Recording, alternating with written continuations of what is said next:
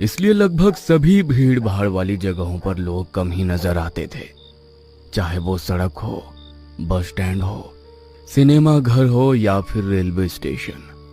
रात के 11:30 बज रहे थे। आलोक स्टेशन पर अपनी ट्रेन के आने का इंतजार कर रहा था। उसका मूड बहुत ही खराब था क्योंकि ट्रेन को 7:30 बजे ही आना था, लेकिन 11:30 बजे तक भी ट्रेन का कोई अता पता नहीं था। वह कई बार पूछताछ केंद्र पर भी पता करने गया, लेकिन हर बार वहां बैठे रेलवे के स्टाफ ने बोला कि धुंध के कारण अभी तक कोई सूचना नहीं मिली है। एक बार तो उस रेलवे के स्टाफ ने आलोक को डांट भी दिया और कहा, अरे भाई साहब, कितनी बार एक ही सवाल पूछ रहे हो आप? देखिए, ट्रेन आने की सूचना हमें मिलेगी तो अनाउंसमेंट हो जाएगा ना। आप बार बार यहाँ आकर हमें परेशान मत करिए। बहुत ही छोटा स्टेशन था वो, इसलिए ना तो कोई अच्छा सा वेटिंग रूम था वहां और ना ही बड़ी दुकानें। हर और खामोशी ही खामोशी नजर आ रही थी। बस कुछ कुत्ते दिखाई दे रहे थे। उन पर भी शायद इस कड़कड़ाती ठंड का असर हो गया था, इसलिए वे भी चुपचाप खुद को समेटे हुए पड़े थे। आलोक कभी उन कुत्तों को देखता, कभी खुद को। इस समय उसे अपनी हालत भी कुत्तों की तरह ही लग रही थी, लेकिन अचानक उस खामोशी को कुत्तों के भौंकने की आवाज ने तोड़ा। वे कुत्ते लगातार भौंक भी रहे थे और रो भी रहे थे। आलोक को समझ नहीं आ रहा था कि आखिर ये कुत्ते अचानक से इस तरह क्यों भौंकने लगे। वो इस प्रश्न का उत्तर ढूंढने की कोशिश कर रहा था। तभी उसके कानों में रेलवे के अनाउंसमेंट की आवाज आई कि उसकी ट्रेन 2 नंबर प्लेटफॉर्म पर आने वाली है। आलोक उसी प्लेटफॉर्म पर खड़ा था, इसलिए उसे ज्यादा टेंशन नहीं हुई। अचानक आलोक की नजर ट्रेन की पटरी पर गई और उसने वहां जो देखा, उसे देखकर उसका दिमाग हिल गया। उसने देखा कि ट्रेन की पटरी के बीचों बीच कुछ लोग खड़े हैं। उन सबके हाथों में धारदार हथियार थे। यही नहीं, उनमें से 2 लोगों के हाथ में तो कटे हुए सिर भी थे। एक आदमी के हाथ में लड़की का कटा सिर और दूसरे आदमी के हाथ में एक लड़के का कटा हुआ सिर। उन कटे सिर से लगातार खून टपक रहा था। वो सारे लोग आलोक को घोर घोर कर देख रहे थे। उन्हें देखकर आलोक के मुंह से चीख निकल गई और वो वहां से भागा। भागते भागते वो पूछताछ केंद्र पर पहुंचा और हाँफते हुए उसने पूछताछ केंद्र में बैठे स्टाफ से कहा, सर, वो पटरी पर कई भयानक लोग खड़े हैं। उनके हाथ में कटे हुए सिर हैं। आप रेलवे पुलिस को इन्फॉर्म करिए। उसकी बातों को सुनकर पूछताछ केंद्र वाले स्टाफ ने उसे घूर कर देखा और लगभग चिल्लाते हुए उससे बोला, क्या प्रॉब्लम है जी आपकी? क्यों आप बार बार हमें डिस्टर्ब कर रहे हैं? ये क्या कटा हुआ सिर जैसी फालतू कहानी बना रहे हो? मैंने बोला ना कि ट्रेन की सूचना मिलेगी तो अनाउंसमेंट कर दूंगा। पर सर, अभी तो आपने अनाउंसमेंट की ना। भांग खाए हो क्या भाई, या गांजा फूका है? ट्रेन आने की सूचना होगी तभी तो अनाउंसमेंट होगी। अभी ट्रेन की कोई खबर नहीं है तो फिर कहां से तुमने अनाउंसमेंट सुन ली? चलो जाओ यहाँ से, मेरा दिमाग मत चाटो।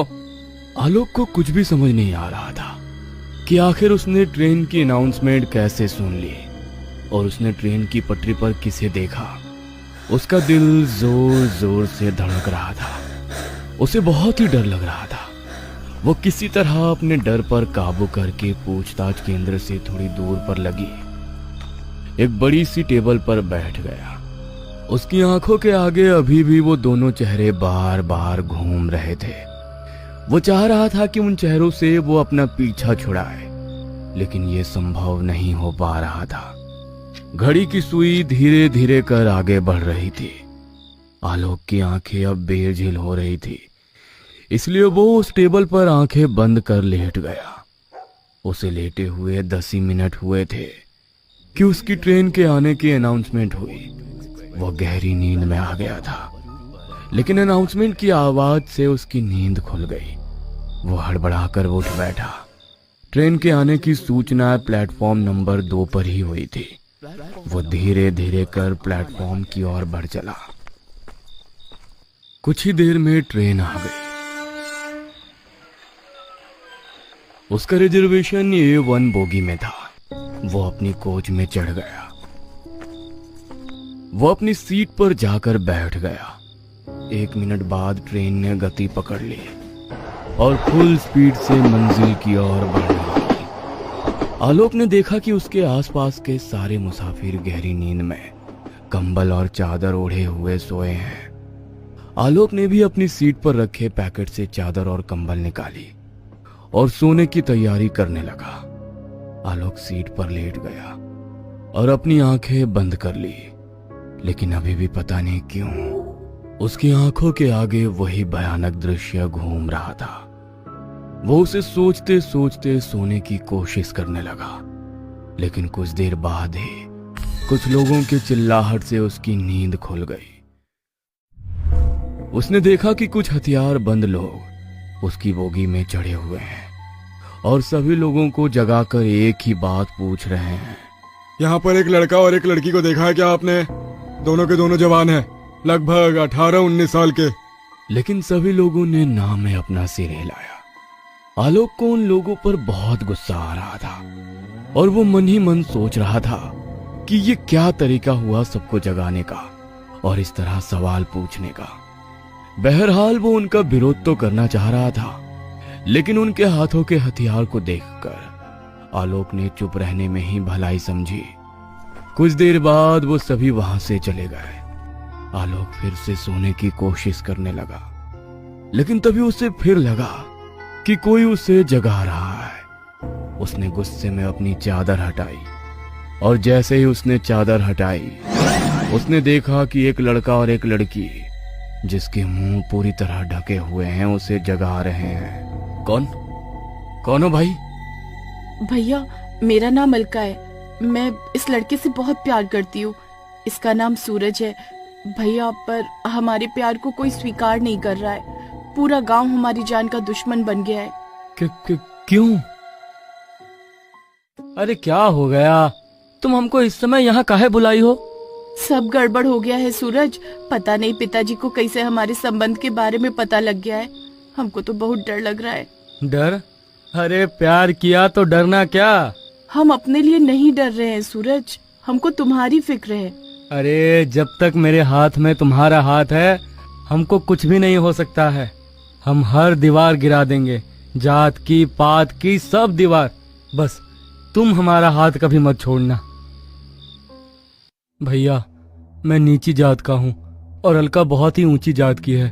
ये बात गांव वालों को पच नहीं रही है। भैया, हम दोनों ने छिपकर शादी भी कर ली है, पर पता नहीं गांव वालों को ये सब कुछ कैसे पता लग गया।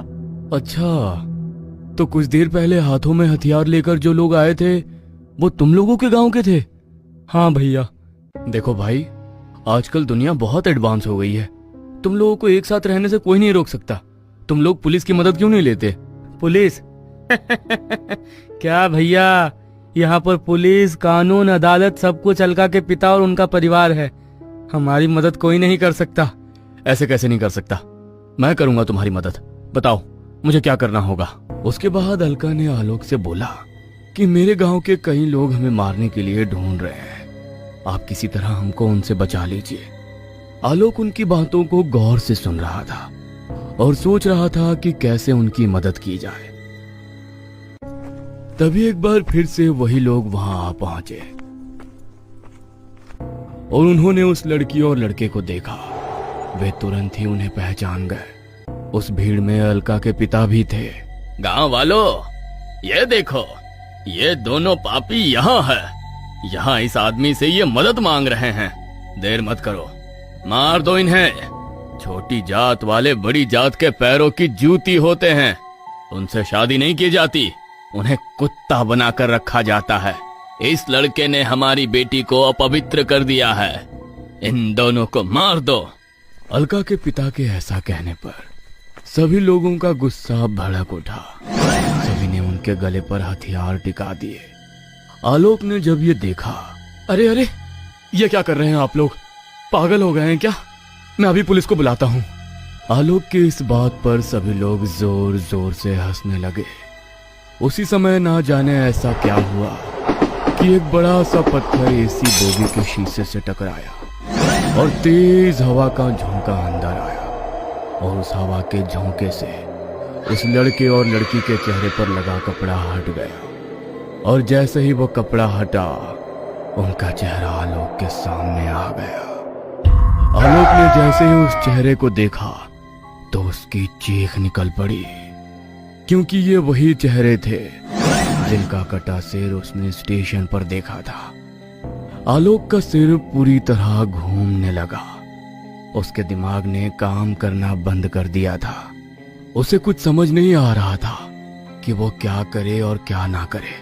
काफी देर उसी तरह जड़वत रहने के बाद उसने ट्रेन की चेन की ओर देखा और उसे खींचने के लिए आगे बढ़ा, लेकिन उसके पहले ही उसने देखा कि उन लोगों ने उस लड़की और लड़के का गला काट दिया है। उसमें से एक आदमी ने अलका का कटा सिर उठाया और दूसरे ने सूरज का। अलका और सूरज दोनों के गले भले ही उन लोगों ने काट दिए थे, लेकिन जमीन पर पड़ा उनका शरीर अब भी साथ था। दोनों ने एक दूसरे का हाथ अब भी पूरी शक्ति के साथ थाम रखा था, जैसे वो कह रहे हों कि हमें कोई अलग नहीं कर सकता, कभी नहीं। आलोक का दिल अब जोरों से धड़क रहा था। उसे एक पल को लग रहा था कि ये सब एक सपना है, लेकिन जैसे ही एक आदमी तलवार लेकर उसकी ओर बढ़ा, उसे लगा कि यह सपना नहीं, हकीकत है। वो ट्रेन के दरवाजे की ओर भागा। वे लोग भी उसके पीछे भागे। कुछ देर बाद आलोक ने जब पीछे मुड़कर देखा तो उसके चेहरे का रंग उड़ गया।